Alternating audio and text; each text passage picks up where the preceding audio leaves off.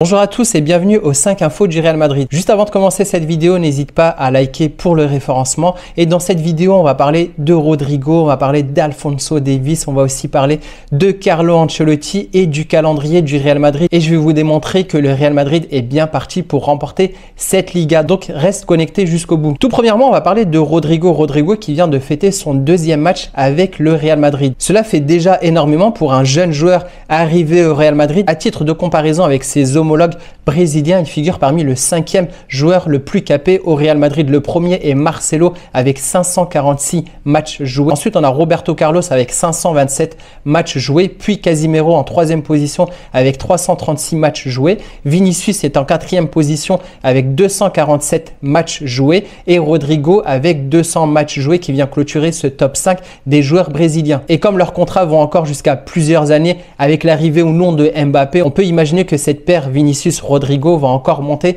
dans ce classement. Donc on va profiter de ce 200e match pour revenir sur les statistiques de Rodrigo. Rodrigo, depuis son arrivée sur 200 matchs, il a inscrit 50 buts. Vous pourrez dire que c'est pas beaucoup, ça fait un but tous les 4 matchs. Rodrigo, surtout quand il avait débuté avec le Real Madrid, rentrait en cours de jeu et qu'il n'était pas titulaire. Donc, faut pas se fier aux 200 matchs. Sur ces 200 matchs, il a quand même joué pas mal en tant que remplaçant. Donc, comme je vous le disais, son bilan, c'est 50 buts, 33 passes décisives, 136 victoires avec le Real Madrid sur 200 matchs, 136 victoires. Et 9 trophées. Sur les 9 trophées, on a une Ligue des Champions, celle de 2021-2022. Puis on a aussi 2 Ligas, pareil 2021-2022 et 2019-2020. Ensuite, on a aussi une Copa del Rey l'an dernier, une Super Coupe d'Europe et 3 Super Coupes d'Espagne, dont celle qui remonte sur le mois dernier. Donc cette saison, Rodrigo fait quand même une belle prestation, à savoir que Rodrigo a été excellent quand Vinicius était absent. Vinicius a été blessé en début de saison et on sait que Rodrigo sur le côté gauche est très efficace. Il joue à droite parce qu'il n'a pas forcément le choix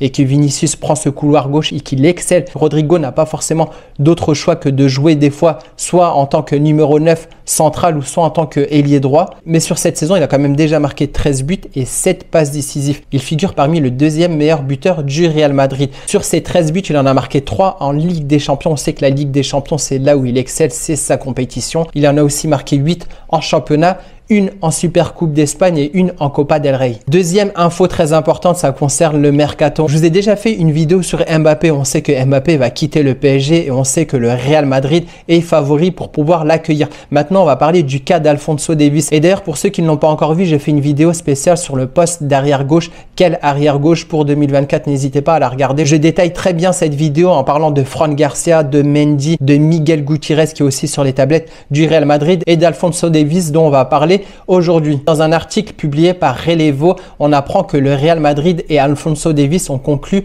un accord pour une arrivée dès cet été. Actuellement, ce qui manque seulement, c'est l'approbation du Bayern Munich avec lequel le joueur seulement âgé de 23 ans est encore sous contrat jusqu'en 2025. Quand il reste seulement un an de contrat avec un joueur, le club essaye de le prolonger. On sait que le Bayern a fait plusieurs offres de prolongation à Alphonso Davies et toutes ces offres de prolongation ont été rejetées. Il n'a qu'une idée en tête, c'est-à-dire quitter le Bayern de Munich pour rejoindre le Real Madrid. D'un côté, il y a déjà un accord conclu entre Alphonso Davies et le Real Madrid. Ils se sont mis d'accord pour une venue dès cet été. Et là, le Bayern de Munich doit se mettre d'accord avec le Real Madrid pour réaliser ce transfert. Donc, si le transfert n'est pas encore officialisé avant l'ouverture du prochain mercato, le Real Madrid ne connaît pas encore non plus l'identité précise des latéraux qui feront partie de l'effectif la saison prochaine. On a Ferland Mendy qui est encore en contrat jusqu'en 2025. Il lui reste plus qu'une année de contrat, un peu comme le cas d'Alphonso Davies. On sait que le staff Carlo Ancelotti souhaite garder Ferland Mendy car pour Carlo, Ferland Mendy est le meilleur à ce poste-là, il souhaiterait le garder. D'un autre côté, on a les dirigeants qui souhaiteraient plutôt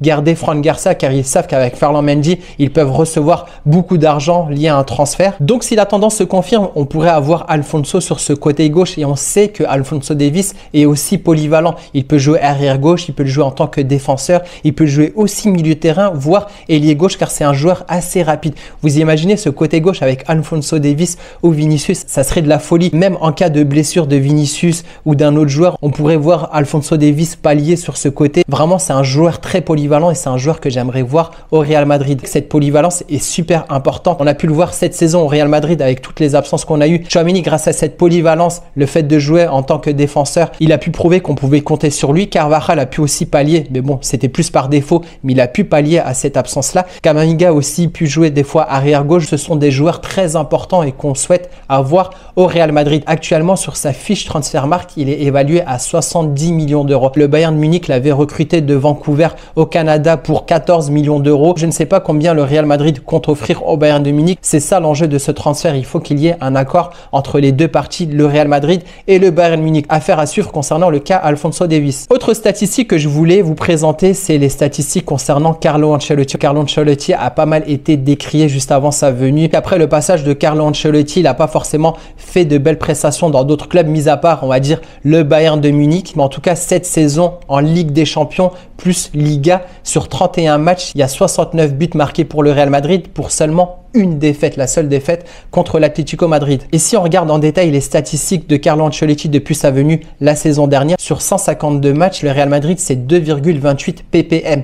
Points par match. Donc cette statistique est énorme. Je me suis amusé à voir sur les précédents clubs de Carlo Ancelotti. Juste avant, il avait entraîné Everton. Sur 67 matchs, il avait seulement 1,60 ppm. Ensuite, il y avait aussi le Napoli. Sur 73 matchs, il avait une ppm à 1,82. Et pour remonter à des ppm au-dessus de 2,2, il faut remonter au Bayern de Munich. Sur 60 matchs, il avait 2,28 de ppm. Et au Real Madrid, quand il a remporté cette Ligue des Champions, cette fameuse Ligue des Champions entre 2013 et 2015, sur 119 matchs, il avait 2,36 de ppm, une ppm plus élevée qu'il a actuellement. Mais on peut espérer qu'avec cette fin de championnat, la ppm risque d'augmenter. D'ailleurs, ça va être mon prochain point. Je vais vous montrer le calendrier qui nous attend en tant que supporter du Real Madrid. Mais juste avant d'enchaîner sur ce prochain point, je voulais avoir votre avis sur Carlo Ancelotti. Je sais que pas mal de gens l'ont critiqué, par rapport à sa formation, son 4-4-2. Les gens n'étaient pas forcément satisfaits de ce 4-4-2. Franchement, pour ma part, comparé à la saison dernière avec le jeu qui était pratiqué par le Real Madrid, je trouvais le jeu assez décevant la saison dernière.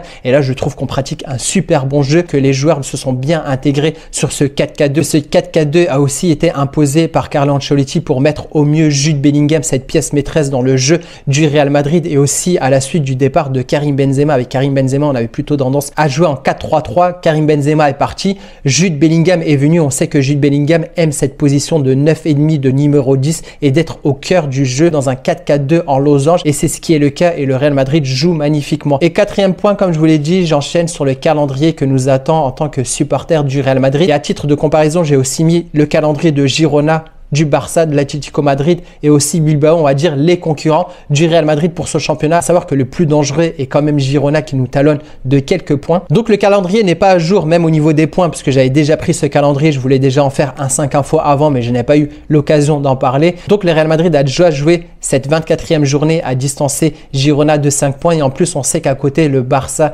et l'Atlético ont été tenus en échec. Le Barça est distancé maintenant à 10 points du Real Madrid avec 51 points contre 61 pour le Real Madrid, et l'Atlético Madrid est distancé à 13 points suite à la défaite qu'ils ont eue en déplacement contre Séville. Donc on va regarder en détail les prochains matchs du Real Madrid. À savoir qu'on a déjà fait une première partie assez compliquée, c'est-à-dire qu'on s'est déplacé à Girona, on l'a emporté. On a joué contre Girona à la maison, on l'a emporté. On a déjà joué l'Atlético 2 fois. On a joué le Barça à l'extérieur, on a joué Bilbao à l'extérieur. Donc ces deux prochaines rencontres, on va les faire à domicile. Donc si on regarde le Real Madrid à domicile, on va jouer Séville, le Celta, l'Athletic Bilbao, donc c'est mieux de les recevoir. Le Barça aussi, donc comme je vous le disais, c'est toujours mieux de les recevoir à Bernabéu. Cadiz, Alaves et Betis, qui est quand même une belle équipe. Mais on peut espérer qu'à la fin du championnat, que le Real a déjà pris assez de points pour pouvoir s'assurer cette Liga. Et les déplacements que le Real aura à faire, c'est déjà le Rayo Vallecano ce week-end. Ensuite, on a Valence, Real Madrid. On sait que c'est assez compliqué, surtout pour Vinicius. J'espère qu'il sera calme pendant ce match, parce que Vinicius a aussi été pas mal embrouillé par les supporters de Valence. Mais bon, Vinicius, c'est un peu du tout ou rien. Soit il te fait un super bon match, soit il passe à côté. Puis je continue. On se déplace ensuite contre Osasuna, Mallorca, Real Sociedad, Granada, Villarreal. Cette seconde partie de championnat nous est favorable. Si on regarde pour Girona, leur prochain match ce week-end, c'est un déplacement à Bilbao. Puis ils jouent le Rayo Vallecano, Mallorca, Osasuna, Getafe. Un match à la maison contre Betis, c'est pas forcément facile. Un déplacement à l'Atlético Madrid, on sait que c'est compliqué de gagner à l'Atlético Madrid. Ensuite, ils jouent Cadiz, puis Las Palmas. Ils reçoivent le Barça. C'est toujours mieux de les recevoir à la maison. Ensuite, il y a un déplacement à l'Aves, il joue Villarreal, un déplacement à Valence et ensuite il joue Granada à la maison. Girona aussi un calendrier pas très compliqué. Les seuls points compliqués, ça va être les deux déplacements contre Bilbao et l'Atlético Madrid. À titre de comparaison, le Barça a un calendrier très compliqué. Donc, le prochain match, c'est un déplacement à Celta Vigo. D'ailleurs, je vais vous détailler tous les déplacements du Barça et vous allez voir que c'est hyper compliqué pour eux. Le prochain déplacement, c'est à Bilbao. Ensuite, un autre déplacement, l'Atlético Madrid. Puis un déplacement à Cadiz, ça va. Puis un déplacement au Real Madrid à Bernabéu. Ensuite, un déplacement à Girona. Un déplacement à Almeria et pour finir cette saison, un déplacement à Séville. Le Barça va galérer pour gratter des points en déplacement et à domicile, ils reçoivent Getafe, Mallorca, Las Palmas, Valence, Real Sociedad, Rayo Vallecano. Donc, c'est quand même des clubs moyens de tableau. L'Atlético Madrid, pour les prochains déplacements, ça va être Almeria, Cadiz, Villarreal. Villarreal, c'est quand même assez dur. Alaves, Mallorca, Getafe, Real Sociedad. Real Sociedad, ça va être assez compliqué pour leur dernier match de championnat. À la maison, ils sont quand même forts. Donc, je ne me fais pas de soucis pour l'Atlético à la maison. Ils rencontreront Las Palmas, Betis. Betis, c'est quand même un bon niveau. Mais bon, à la maison, on sait que l'Atlético est très fort. Puis après, il y a l'Atlético Barça, Atlético Girona, Atlético Bilbao, Atlético Celta, Atlético Osasuna. Donc l'Atlético, leur prochain gros match, ça va être à la maison. Donc on va dire avantage à l'Atlético face au Barça. Et Bilbao, je vais quand même en parler, même si c'est pas forcément nos concurrents pour la Liga. Mais c'est intéressant de voir leur calendrier en comparaison avec le Barça ou l'Atlético Madrid pour les places en Ligue des Champions. Donc comme je vous le disais, Bilbao va recevoir Girona. Ensuite, ils vont avoir un déplacement à Betis. Puis le Barça. Donc, gros match pour l'Athletic Bilbao. Puis Las Palmas, Alaves, un déplacement au Real Madrid. Donc, gros match à la maison. À la maison pour nous. Ensuite, le Bilbao à la maison jouera 2 fois Villarreal puis Granada. Gros déplacement ensuite à l'Atlético Madrid. Il joue ensuite Getafe, puis Osasuna, Celta, Séville, Rayo. Leur fin de calendrier est quand même assez faisable. Ils peuvent quand même gratter des points. Donc, si on devait faire un classement sur ces 5 équipes, qui a le calendrier le plus avantageux? En premier, je mets le Real Madrid. En numéro 2, je mets Girona. En 3, je mets quand même l'Atlético Madrid. Pourquoi l'Atlético Madrid? Comme je vous l'ai dit, l'Atlético Madrid à la maison, c'est très fort. Ils rencontrent les plus fortes équipes à domicile et ils font des déplacements contre des petites équipes. Ensuite, je mettrai Bilbao en 4e position. Et pour moi, le calendrier le plus compliqué de ces 5 équipes reste le Barça. Le Barça devra se méfier de cette seconde partie de championnat. 5e point, je voulais vous laisser sur ces images de l'entraînement du Real Madrid et aussi des images de nos joueurs en salle de sport. Le prochain match du Real Madrid, c'est le dimanche. Il me semble qu'il joue à 16h, donc en plein après-midi. Vous savez ce que je pense des matchs en plein après-midi. Je préfère avoir les matchs en soirée. Les joueurs du Real Madrid sont plus efficaces quand ils jouent en soirée et moins efficaces quand c'est des matchs en plein après-midi. Donc, on souhaite que le Real Madrid gagne ce match. Et la prochaine vidéo sera consacrée aux 5 infos entre le Rayo Vallecano et le Real Madrid. On parlera de la liste des convoqués, de la compo probable, du jeu de pronostic, de tout ça. Donc, si tu veux être tenu à jour sur ce 5 infos, n'hésite pas à t'abonner, n'hésite pas à liker, n'hésite pas aussi à dire en commentaire ce que tu as pensé de ces informations-là sur le cas de Davis, sur le cas de Carlo Ancelotti, sur le cas de Rodrigo et sur le calendrier du Real Madrid. Sur ce, je vous dis à bientôt pour le prochain 5 infos. Ciao!